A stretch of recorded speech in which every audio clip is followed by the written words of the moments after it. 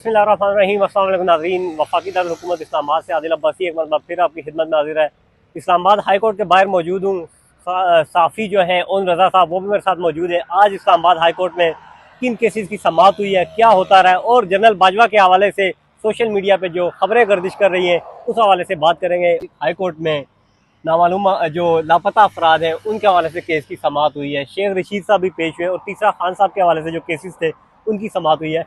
तो पहले तो ये बताएं कि जो लापता अफराद के लवाकिन का जो केस था, बाजियाबी का केस था, उसकी क्या अपडेट हुई है आज? जी बिल्कुल, देखें ये जो मिसिंग पर्सन का केस है बहुत बड़ा इशू है। मैं समझता हूँ पाकिस्तान का सबसे बड़ा इशू है कि एक घर से एक घर का जो फ़र्द है वो उठा लिया जाता है और उसके बाद उसका कुछ पता भी नहीं होता। उसके बारे में उसके घर वालों को एक एक दो दो साल तक कुछ बताया भी नहीं जाता। कल का वाक़या आपने देखा होगा, कल एक यहाँ पे एक बूढ़ी बुज़ुर्ग औरत जो है वो यहाँ पे बेचारी रो रही थी कि 13 साल से उसकी जो बच्ची है वो गुमशुदा है। तो उसके बारे में 13 साल से वो सुप्रीम कोर्ट में रुल रही है, इस्लामाबाद हाई कोर्ट के चक्कर काट रही है। किसी हुकूमत ने उनके साथ जो है वो कोई किसी किस्म का कोई कंप्रोमाइज़ नहीं किया। तो देख सकते हैं कि और जो आज केस था इस्लामाबाद हाई कोर्ट में, तो जो इंसानी हकूक़ की वकील है ईमान मज़ारी वो पेश हुई।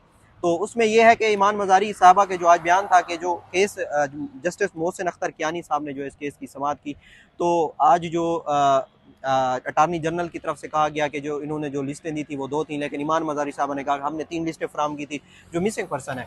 और दूसरी बात यह है कि अटारनी जनरल ने कहा कि जो लोग मिसिंग है वो तो सीटीडी की कस्टडी में है और सीटीडी जो है वो जवाब जमा कराती है कि वो लोग हमारे पास है नहीं है। तो ये देखें आप, इस तरह के अगर मुल्क में ये किस तरह का कानून चल रहा है। अगर वो दूसरी बात जो ईमान मज़ारी साहबा ने की कि अगर मैं बयान देती कि हाँ जो लोग मिसिंग थे वो बाजियाब हो गए, तो इन्होंने प्रेस कॉन्फ्रेंस करार देनी थी कि हाँ जो लोग मिसिंग थे वो तो बाजियाब हो गए। कमरा अदालत में जज साहब ने रिमार्क दिए हैं जी कि गुज़िश्ता पेशी में जब हुई थी, समाअत हुई थी, वज़ीर आज़म साहब पेश हुए थे, निगरान वज़ीर आज़म साहब।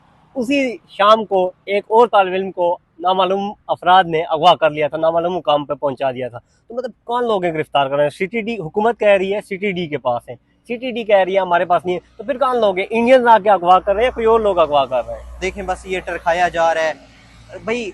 आज जो ईमान मज़ारी साहबा ने आज बयान दिया है कि ये जो लोग हैं ये जबरी गुमशुदगी कौन करती है? रियासत करती है। और जब रियासत गुमशुदगी करती है, गुमशुदा करती है, इनको लोगों को उठाती है, मिसिंग करती है, तो उसमें यह है कि फिर हुकूमत कैसे, अब जो हुकूमत आई ही रियासत के जोर पे है, तो वो हुकूमत उस रियासत के खिलाफ कैसे कार्रवाई कर सकते? तो हमारा जो सबसे बड़ा अलमिया है ना, वो यही है कि रियासत ही हर हमारे काम में मुलव्वस है और फिर हुकूमत उसके खिलाफ बात किस्मती से कोई वो नहीं कर सकती। अच्छा, उनमें ये बताएं कि मैं मिसिंग पर्सनस के हवाले से मारंग बलोच को कवर करता रहूं, दीगर लोगों को कवर करता रहूं, वो सब यही कहते हैं कि अगर हमारा कोई जुर्म है हमें अदालतों के सामने पेश करें, सजाएं दें, लेकिन इस तरह मिस ना किया जाए। मतलब उठा के गायब कर देना, ये कहाँ का इंसाफ है, कहाँ की इंसानियत है? तो क्या कहेंगे आप? देखिए आदिल भाई, ये काम नहीं रुकने वाला। ये इसके खिलाफ जितनी, मैं समझता हूँ, ये मेरा अपनी राय है, मेरा अपना एनालिसिस है कि जब तक जितनी ये आवाज़ उठाई जाएगी पाकिस्तान में, आप किसी भी उसमें चले जाए देख लें, जिस काम के खिलाफ आप आवाज़ उठाएंगे वो काम वो जुर्म बढ़ेगा। और ये जितनी इसके खिलाफ आवाज़ उठाई जाएगी ये उतना बढ़ेगा। और देख लें, आप खुद कह रहे हैं कि उस शाम को जो है एक और बंदे को उठा लिया गया।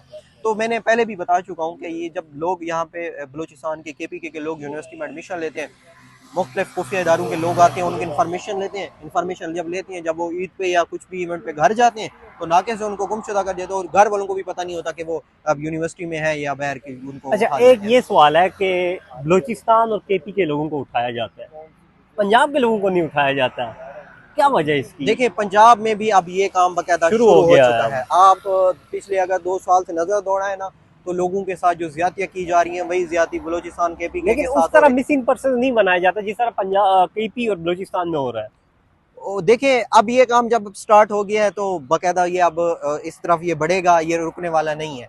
क्योंकि पहले जो है पंजाब खामोश था एक इदारे के बारे में, उसने उसके खिलाफ कोई बयान नहीं दिया।